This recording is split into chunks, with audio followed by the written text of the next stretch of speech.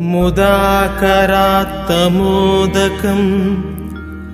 सदा विमुक्तिसाधकम् कलाधरावतंसकम् विलासिलोकरक्षकम् अनायकैकनायकम् विनाशिते भदैत्यकम् नताशुभाशुनाशकम् नमामि तं विनायकम् न ते तरातिभीकरम् नवोदितार्कभास्वरम् न मत्सुरारिनिर्जरम् न ताधिकापदुर्धरम् सुरेश्वरम् निधीश्वरम् गजेश्वरम् गणेश्वरम् महेश्वरम् तमाश्रये परात्परम् निरन्तरम्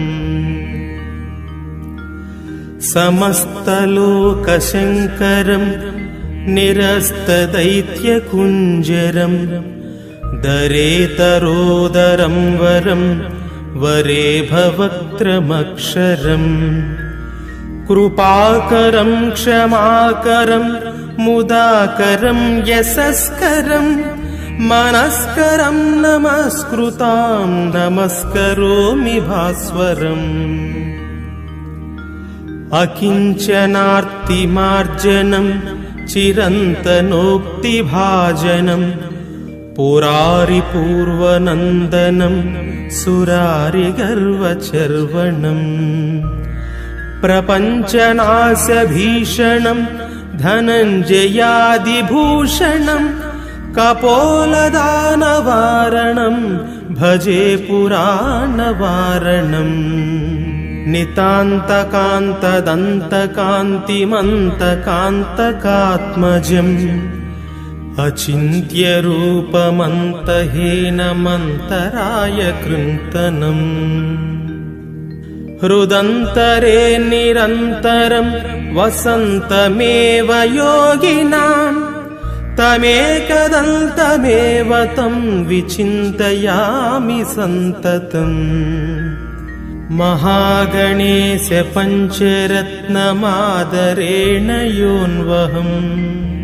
प्रजल्पति प्रभातकि हृदि स्मरन् गणेश्वरम्